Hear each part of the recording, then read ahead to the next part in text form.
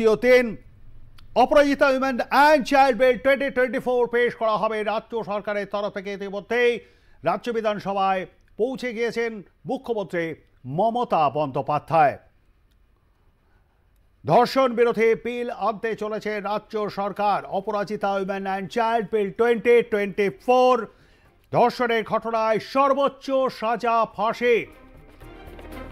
বিধানসভায় বিল পেশ করবেন রাজ্যের আইনমন্ত্রী মলয় ঘটক। ধর্ষণের সর্বোচ্চ সাজা ফাঁসি, এই বিল আজকে পেশ করতে চলেছে এবং বিল পেশের জন্যই কিন্তু দুদিনের বিশেষ অধিবেশন ডাকা রাজ্য সরকারের তরফে। অপরাজিতা উইমেন অ্যান্ড চাইল্ড বিল 2024, এই বিলে আজকে পেশ করবেন রাজ্যের আইনমন্ত্রী মলয় ঘটক।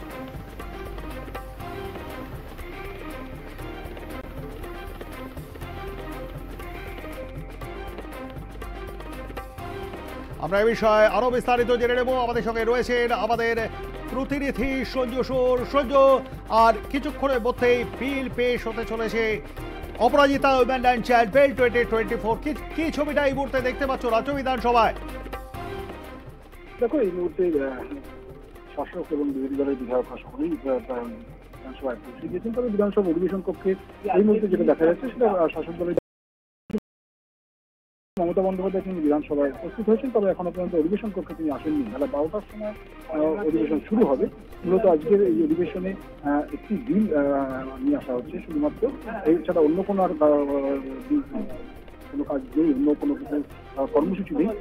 যে বিলটির কথা তুমি এক্ষুনি বললে, যে Aparajita women and child West Bengal criminal laws amendment bill 2024, সেটাই পেশ করবেন মলয় ঘটক এবং তারপরে সেটা নিয়ে 2 ঘন্টা ধরে আলোচনা হবে। আলোচনার পরে ভোটাভুটি হবে।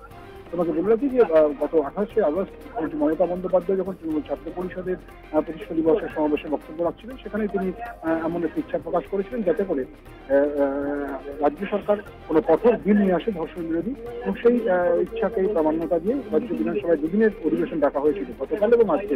গতকাল শোকপ্রস্তাব পাঠ করেই বিধানসভা অধিবেশন মঞ্জুর হয়ে যায়। আজকে শুধুমাত্র এই বিলটি নিয়ে আলোচনা হবে। কোনো কোশ্চেন আওয়ার বা মেনশন ইত্যাদি কিছু থাকছে না বিজনেসে।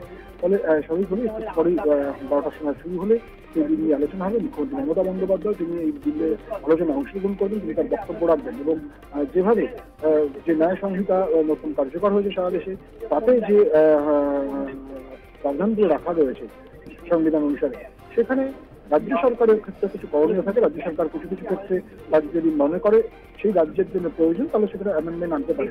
এক্ষেত্রেও সেই অ্যামেন্ডমেন্টই আনা হচ্ছে, সংশোধনী আনা হচ্ছে, এবং সেই সংশোধন এনে ধর্ষণজনিত কারণে মৃত্যু বা খুন করা হলে সেক্ষেত্রে কি ধরনের বিচার হবে বা বিচার প্রক্রিয়া কতদিনে শেষ করতে হবে, এইসব বিষয়গুলো মূলত বিলে রাখা রয়েছে। ন্যূনতম 7 দিনের মধ্যে বিচার প্রক্রিয়া শেষ করার কথা বলা হয়েছে এবং সর্বাধিক শাস্তি ফাঁসির কথা বলা হয়েছে বিলে। ফলে এই বিল নিয়ে যখন আলোচনা হবে তখন দেখার বিষয় থাকবে, একদিকে শাসক পক্ষের বক্তারা বক্তব্য রাখবেন, উল্টো দিকে যারা বিরোধী দলের পক্ষ থেকে বক্তব্য রাখবেন তাদের বক্তব্যের ঠিক করে সেটা দেখার বিষয় অবশ্যই। এবং সেই সঙ্গে সঙ্গে মুখ্যমন্ত্রী মমতা বন্দ্যোপাধ্যায় কি বলেন সেদিকেও নজর থাকবে। ধন্যবাদ আমাদের সঙ্গে থাকবার জন্য সঞ্জু। কথা বলছিলাম আমাদের প্রতিনিধি সঞ্জু সুরের সঙ্গে।